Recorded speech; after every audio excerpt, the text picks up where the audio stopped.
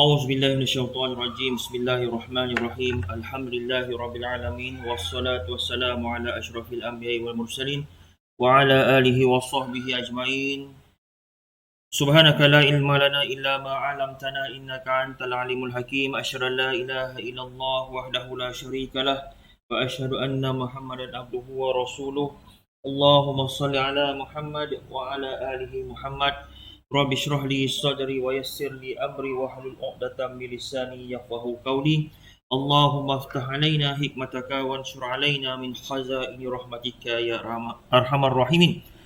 Alhamdulillah, bersyukur kita kehadrat Allah Subhanahu Wa Taala kerana kali ini kita sama-sama dapat mempelajari sama-sama dapat menjalankan aktiviti seharian di atas muka bumi Allah ini, dan kita berharap, kita memohon kepada Allah Subhanahu Wa Taala supaya apa yang kita lakukan pada hari ini dan seterusnya dan sebelumnya sentiasa mendapat rahmat daripada Allah Taala dan mendapat pengampunan daripada Allah Subhanahu Wa Taala. Baiklah, pada hari ini kita akan mempelajari apakah adab-adab dalam berpakaian.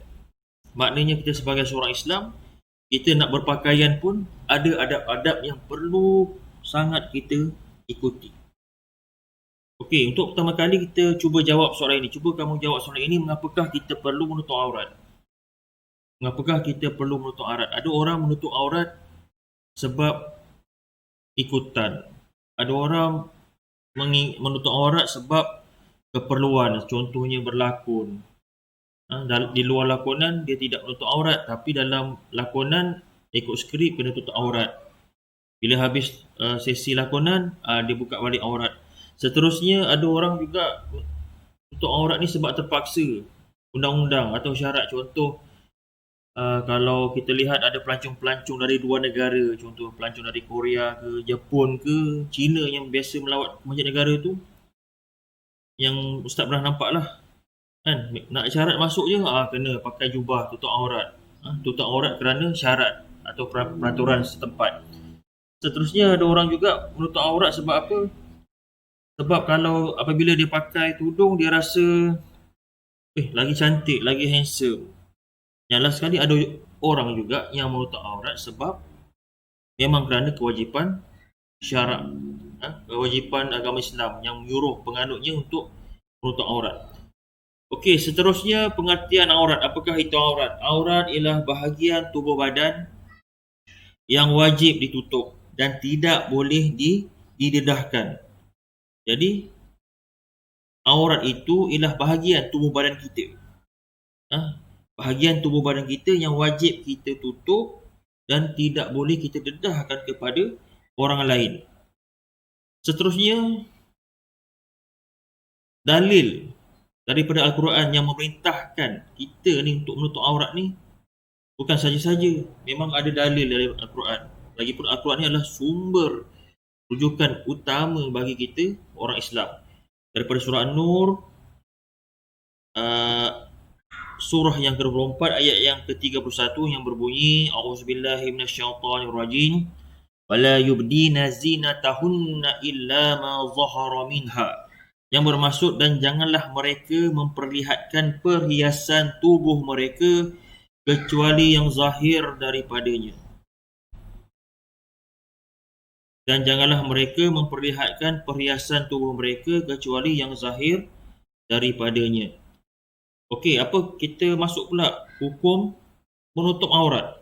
Apakah hukum menutup aurat? Wajib ke, haram ke, sunat ke, harus ke, mubah, makruh? Okey, berdasarkan dalil yang kita baca tadi daripada surah An-Nur ayat 31, apa yang kita dapat ambilkan daripada ayat tadi tu, menutup aurat ni hukumnya wajib. Tengok, dan janganlah mereka memperlihatkan perhiasan tubuh mereka kecuali yang zahir daripadanya. Okey, jadi hukum menutup aurat berdasarkan ayat tadi hukumnya wajib. Maknanya orang yang mendedahkan aurat dengan sengaja akan mendapat dosa dan dimurkai Allah Subhanahu Wa Taala. Seterusnya kita akan masuk pula batasan had-had aurat. Batasan-batasan aurat. Batasan aurat bagi orang lelaki ialah pertama daripada pusat hingga ke lutut. Manakala batasan aurat bagi orang perempuan ialah seluruh badannya kecuali muka dan dua tapak tangan. Seterusnya, ni contoh batasan aurat lelaki, adab-adab berpakaian bagi lelaki. Berpakaian muslim dan formal yang baik dibenarkan.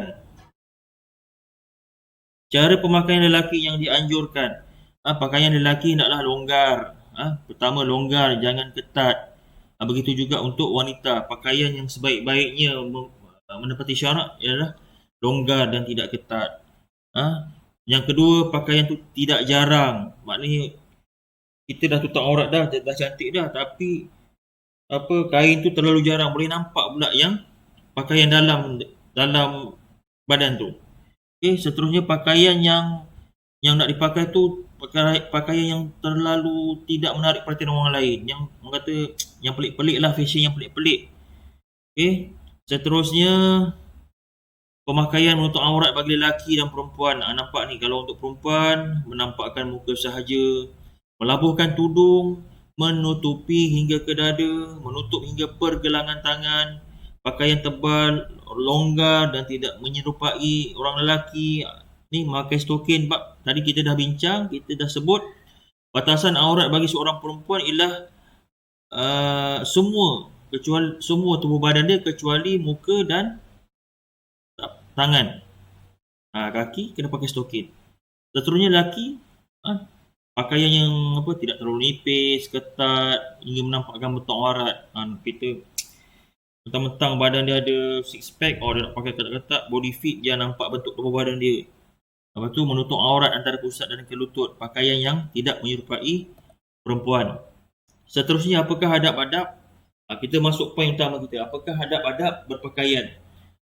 Jadi ada 4 adab yang di sini. Dalam buku teks pun ada. Buku teks Pendidikan Islam tahun 4 pun ada. Pertama ada 4. Yang pertama kita baca doa. Kalau kita tak hafal doa, mak susah lah ustaz, kami belum hafal doa. Jadi kami tak payah doa lah. Tak apa, tak ada masalah. Kamu baca bismillah je. Nak pakai pakaian, nak pergi sekolah, nak pergi main ke, nak pergi mana-mana ke, pakai baju lepas mandi, baca doa bismillahirrahmanirrahim. Dan kita doa, ya Allah Tuhanku, moga-moga pakaian yang aku pakai ni ada manfaatnya, insya-Allah. Amin, pakai. Yang kedua, kita memulakan anggota sebelah kanan ketika memakai pakaian. Maksudnya, apabila kita nak pakai pakaian, kita start daripada tangan kanan dulu, daripada sebelah kanan dulu, masuk kanan, masuk kaki kanan, apa semua. Yang ketiga, memulakan anggota sebelah kiri ketika nak membuka pakaian. Kalau nak membuka pakaian, kita mulakan sebelah kiri. Okay, ada juga yang tanya, ustaz, kalau sebelah kanan juga keluar, tak ada masalah. Okey, yang keempat, memilih ciri-ciri pakaian yang menepati syarak. Memilih ciri-ciri pakaian yang menepati syarak. Syarak ni maksud dia yang menepati hukum Islam, yang menepati kehendak Islam. Okey. Seterusnya, ciri-ciri pakaian yang menepati syarak. Apakah ciri-ciri pakaian yang menepati syarak? Ada 4. Yang pertama, menutup aurat.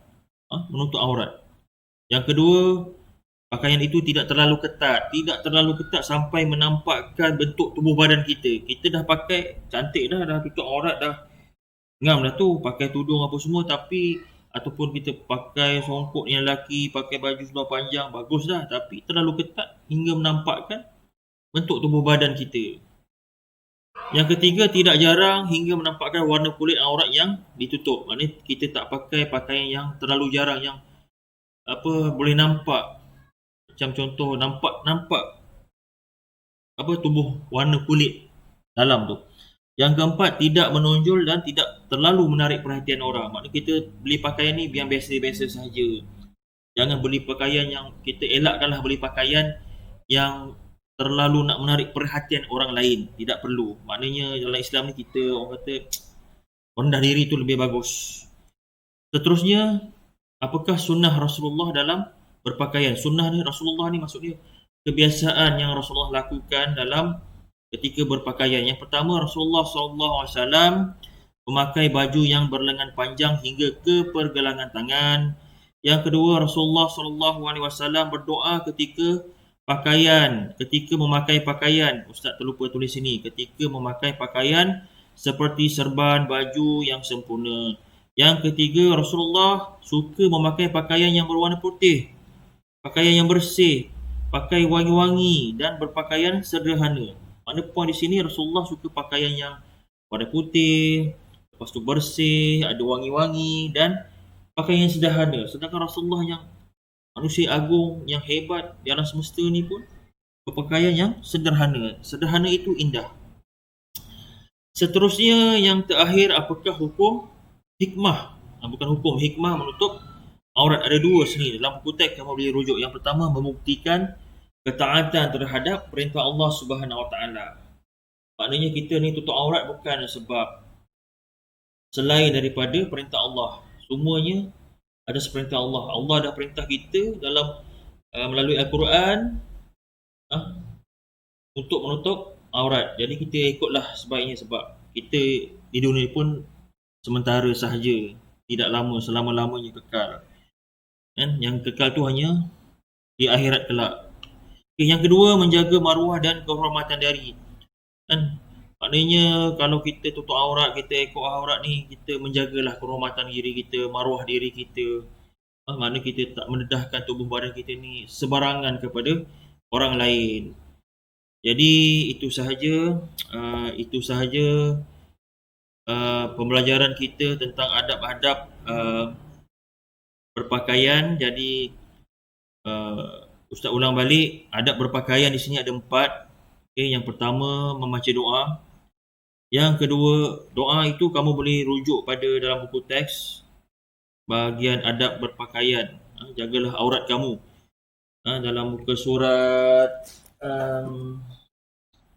doa itu ada dalam muka surat 165 dalam kotak nombor 3. Doa itu berbunyi, Bismillah, Allahumma inni as'aluka min khairihi wa khairi ma huwa lahu wa a'udzubika min syarrihi wa syarri ma huwa lahu. Yang bermaksud, dengan namamu ya Allah, aku minta kepadamu kebaikan pakaian ini dan kebaikan apa-apa yang ada padanya, dan aku berlindung kepadamu ya Allah daripada kejahatan pakaian ini dan kejahatan yang ada padanya. Doa itu kalau kamu dapat hafal, alhamdulillah. Kamu lihat pada muka surat 165 buku teks Pendidikan Islam tahun 4. Yang kedua, adab berpakaian, memulakan anggota sebelah kanan ketika memakai pakaian. Yang ketiga, memulakan anggota sebelah kiri ketika membuka pakaian. Maknanya, masa nak pakai, kita mula dari sebelah kanan dulu. Apabila kita nak buka baju dan sebagainya, kita mulakan anggota sebelah kiri dahulu. Yang keempat, memilih ciri-ciri pakaian yang menepati syarat. Jadi pakaian yang menepati syarat tadi, ciri-cirinya ada 4. Yang pertama, menutup aurat, tidak ketat, tidak jarang, hingga menampakkan warna kulit aurat yang ditutup. Yang keempat, tidak terlalu menonjol dan menarik perhatian. Maknanya kita ikut sunnah Rasulullah tadi, bersederhana dalam apa sahaja yang kita buat. Kecuali dalam beribadat. Dalam beribadat kita bersederhana tu, kita susah, kita fastabiqul khairat, kita nak kejar kebaikan tu sebanyak-banyaknya di samping sehingga tak adalah kita memudaratkan orang lain. Jadi itu sahaja pembelajaran kita adab berpakaian untuk hari ini. Jadi kita tutuplah pembelajaran kita kali ini. Kita sudahi dengan surah Wal Asr dan tasbih kafarah. Bismillahirrahmanirrahim. Wal asr innal insana lafi khusr illa allazina amanu wa 'amilus solihati wa tawasaw bil haqqi wa tawasaw bil sabr. Subhanaka la ilma lana illa ma 'allamtana innaka. Sekian, terima kasih. Wabillahi taufiq wa hidayah. Wassalamualaikum warahmatullahi taala wabarakatuh.